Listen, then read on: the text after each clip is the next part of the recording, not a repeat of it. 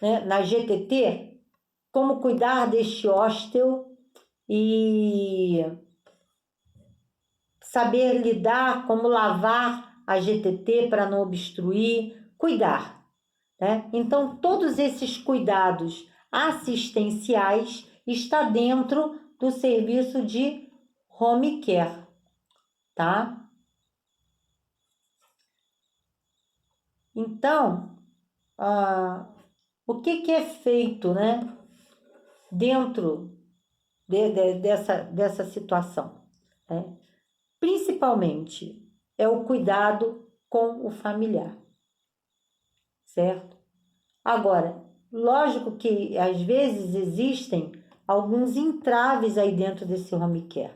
Às vezes é uma falta de um equipamento, é uma falta de uma estrutura familiar, né? Isso tudo é avaliado dentro da atenção básica.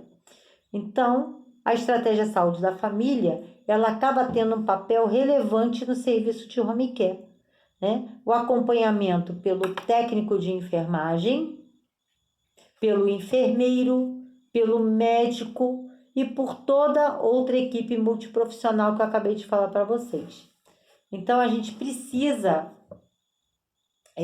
dar esse apoio, né? Como eu falei, dar o apoio, mas também incentivar a família a cuidar do seu ente querido, né?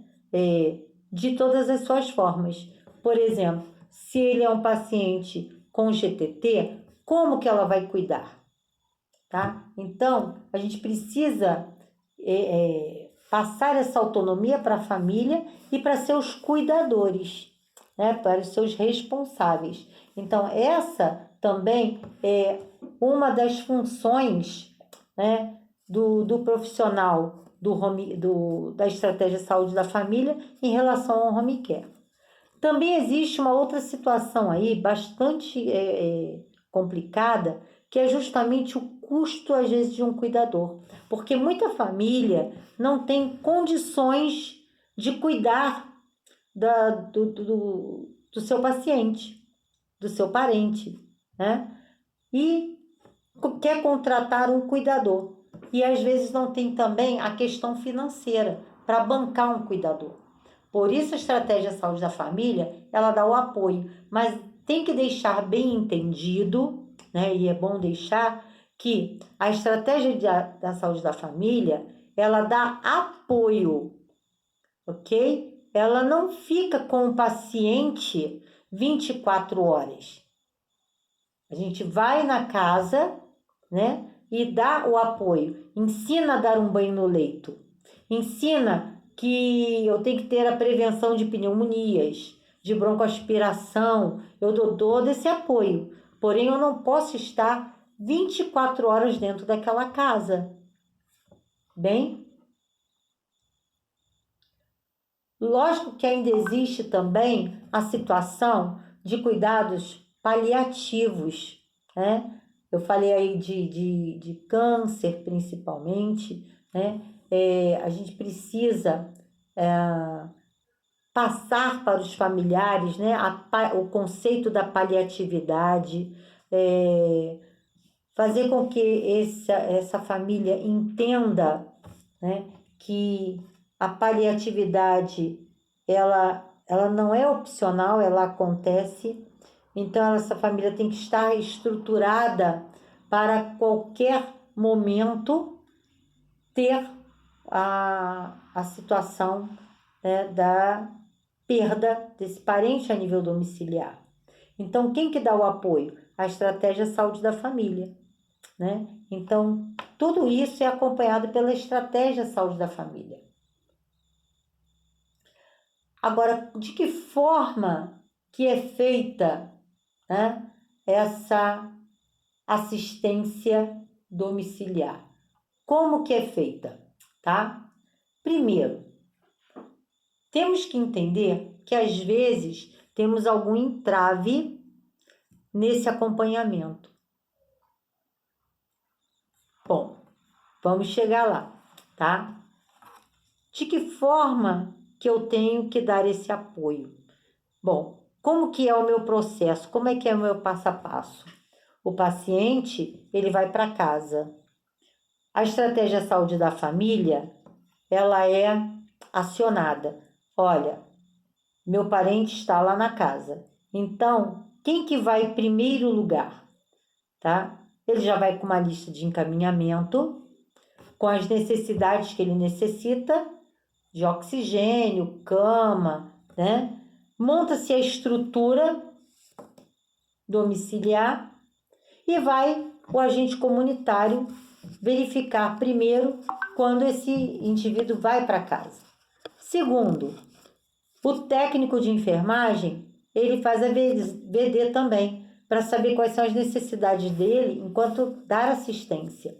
O enfermeiro, ele também faz a VD, a visita domiciliar, tá? E o que é VD? É visita domiciliar. Então, é quando o profissional vai à casa da pessoa para fazer levantamentos de dados, dar as orientações, acompanhar essa família. Então, a AVD ela é um método de assistência à saúde coletiva, levando conhecimento ao indivíduo do seu meio, caracterizado pelas relações afetivos-sociais entre os indivíduos da família.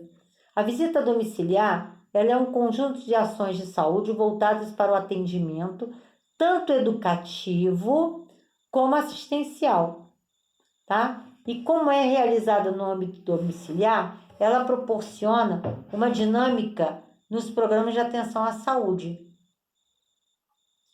Então, o que eu preciso, né? Quais os aspectos positivos da visita domiciliar? Proporciona melhor integração da família com o profissional, por ser um método menos formal e sigiloso dentro das ações internas utilizadas no serviço de saúde.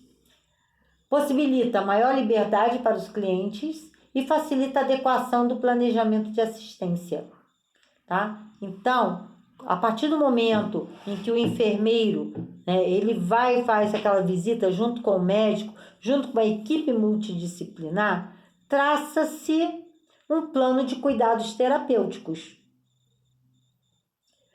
Esse plano de cuidados terapêuticos, ele tem que ser passado para quem? Para a família, para o cuidador, né? E eu tenho que ter um acompanhamento. Então, o enfermeiro ele começa a acompanhar esse cuidador e esse paciente e faz uma avaliação. Avaliação, no caso, por exemplo, nutricional, né? No caso, se tem alguma ferida, das medicações, a administração das medicações, o posicionamento do paciente adequado no leito, né? E dentro do quê? Dentro da realidade daquela família. Porque às vezes a família não tem estrutura financeira nem local para ter aquele indivíduo dentro da sua casa, mas não tem outro jeito. Então, o que eu tenho que fazer enquanto agente, né, da saúde? Melhorar da melhor forma possível o meio onde aquele indivíduo está inserido. Então, aí é que está a VD. E aí, inclusive, né, a VD, como eu falei, ela passa por toda essa metodologia. E tem que ter um arquivo, inclusive, separado dentro da minha unidade. E esse arquivo separado me diz quantos idosos eu tenho acamados naquela área de abrangência. Não só idosos, mas acamados. E quem é que necessita de VD, visita domiciliar? É justamente aqueles que não podem sair da sua casa. Acamados, pacientes de CAPS, por exemplo, pacientes com doenças degenerativas, pacientes até com cirurgias ortopédicos, tá? Então, fazer visita não é só para idoso, é para qualquer faixa etária. até mesmo para puérperas. Mulheres que acabaram de ganhar seus bebês, por exemplo, e têm dificuldade de amamentação. Então, isso já é o quê? Uma VD, no qual o enfermeiro tem que estar ali, não o enfermeiro, mas o técnico, indo naquela casa, fazendo a visita domiciliar, para verificar se essa puérpera tem ou não condições, inclusive, de amamentar adequadamente seu bebê. Entenderam? Bem, então, a visita domiciliar também tem os seus entraves. Um deles também é a questão dos afazeres da dona de casa. Às vezes eu tenho um planejamento de horário em que às vezes não bate com o cuidador. Às vezes eu chego na casa também, eu tenho um planejamento da minha equipe, eu tenho uma planilha de atendimento, eu tenho um dia específico para ir naquela casa, mas às vezes eu não chego lá, mesmo eles sabendo que é dia de visita, mas ela não pode atender, ou porque ela está ocupada, ou porque vai para uma consulta. Então, às vezes, a VD acaba sendo prejudicada também por causa disso, tá? Agora, a metodologia, né, que a gente encontra, tem vários tipos de metodologia para eu fazer a minha visita domiciliar. Eu posso criar um prontuário exclusivo daquele paciente, fazer um plano terapêutico adequado, né? Eu posso fazer uma agenda mensal das VDs também. Eu posso estar levando os profissionais em dias estratégicos, pedir para os agentes comunitários, por exemplo, agendar com aquela família para que ela fique em casa para poder receber a nossa equipe, tá? Então, isso são fatores que às vezes se torna desvantagem dentro da visita domiciliar. Porém, uma VD bem feita, ela surte efeito, com certeza. E isso impacta em quê? Em evitar que pacientes retornem para o hospital. O principal objetivo é esse aí, tá? Então, o que eu tenho que fazer? Quais são as minhas prioridades dentro de uma VD? São os idosos, crianças, puérperas, né, gestantes, tá? Isso tudo é importante para eu entender que o meu papel enquanto enfermagem dentro da comunidade, ele é essencial, tá? Então, essa questão do home care na atenção básica, no nosso papel, na nossa rede, tá? E o Corém, é bom lembrar, tá? Que o Corém, ele nos respalda em relação a home care, tá? Nós temos aí um amparo legal do home care. Isso aí é bastante importante o entendimento. Eu deixei também aí o arquivo do grupo para vocês estarem acompanhando também, certo? Até aqui, então, alguma dúvida a respeito do que seja home care? Dentro da atenção básica também.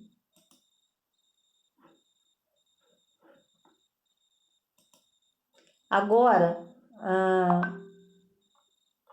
quanto ao nosso roteiro de estudos, na aula passada, né? Eu pedi para vocês desenvolverem em casa a atividade, que seria um roteiro de estudos para a avaliação curricular da nossa disciplina, que será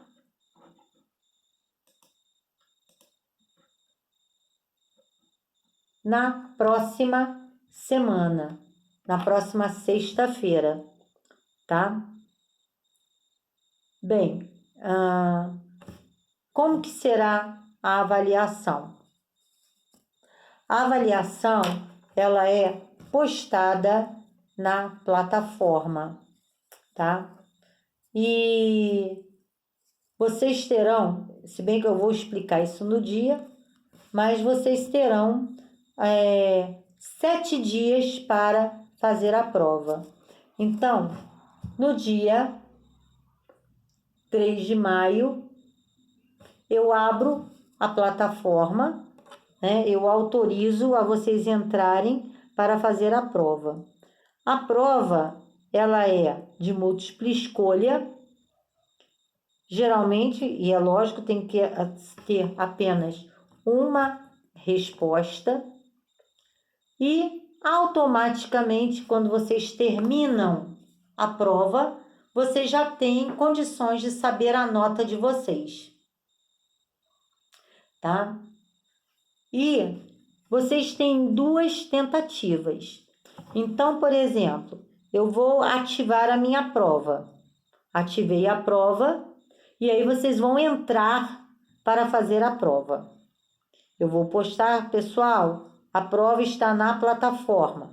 Então, vocês terão do dia 3, vocês terão do dia 3 até o dia 9 para entrar a qualquer momento e fazer a prova de saúde pública. Só que vocês terão 2 tentativas. Então, vocês podem fazer a prova e depois achar assim, eu tirei uma nota baixa, eu tirei 7, então eu posso melhorar. Então, vocês têm direito à segunda tentativa. Agora, fiquem atentos. Porque se a nota que vale é a da segunda tentativa, não é a da primeira. Então, se você tirou 7 na primeira, eu vou tentar para ver se eu consigo melhorar, e você acaba tirando 5 na segunda, eu sinto muito, mas o que vai valer é a nota da tentativa 2. Certo? Entenderam? Tiveram alguma dúvida? Não, né? Na questão do roteiro de estudos, né? Eu coloquei mais ou menos, né, as páginas aqui do que vocês vão estudar. Na questão número 1, na página 19, depois eu vou até mandar para vocês, eu vou botar no grupo as respostas, tá? Aonde que estão cada resposta, bem? Mas a questão número 1 está na página 19, a questão número 2 na página 11, a questão número 3 na página 28, a questão número 4 na página 29 até a 32, questão 5 do 38 até o 43, questão 6 começa na página 21. E a questão 7 está na página 33, 43, 54. Não sei se vocês foram por esse caminho, né? Mas tá bem, coloquei bem sinalizado. O que nós vamos fazer, então, na próxima aula?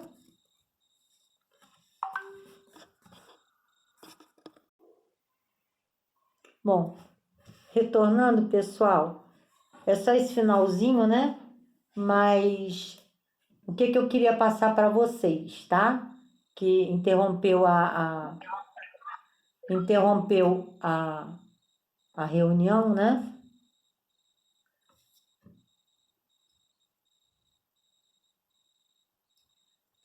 Mas o que acontece? Na próxima aula, antes da prova, lógico, vocês vão entrar na prova, nós vamos falar um pouquinho sobre as respostas, né, desse nosso roteiro de estudos, apesar de que hoje já falamos um pouquinho, de uma forma bem resumida, o que são esses programas,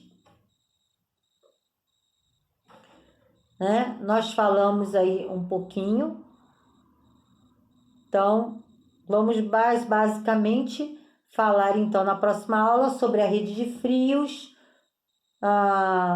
sobre como que é feito o levantamento, né, dos programas, como é que a gente faz essas questões número 1 e na número 2. Vamos falar das redes de frios e um pouquinho das ISTs, tá? Que tá da página 38 até a 43. Vamos dar esse apanhado na próxima aula. E aí interrompemos, no caso, o Zoom a gente interrompe, lógico, e depois da aula, aí vocês terão acesso à prova, ok?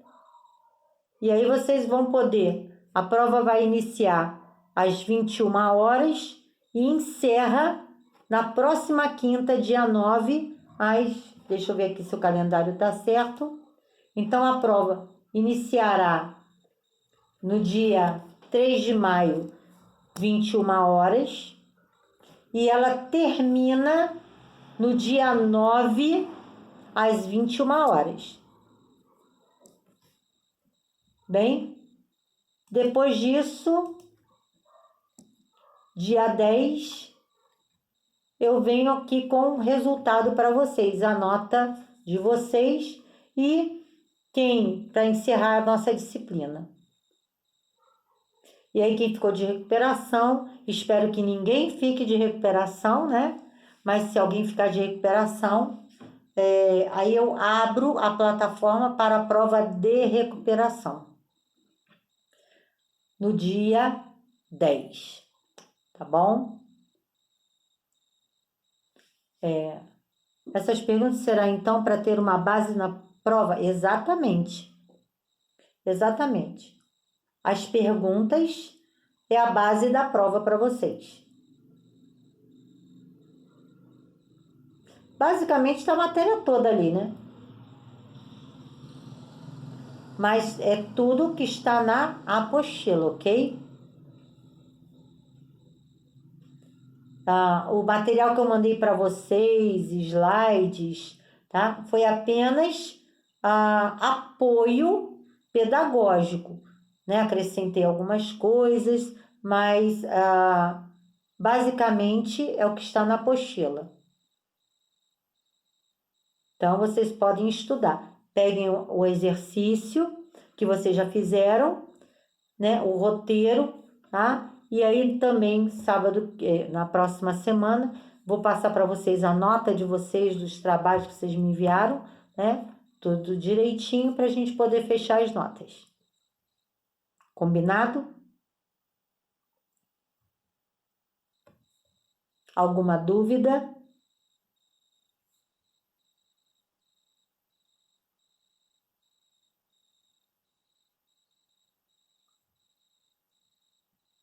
Ok, então. Então, gente, aí um bom final de semana. Beijos para vocês. Fiquem com Deus. Boa noite. Obrigada. Você também, Pedro. Boa noite. Bom final de semana.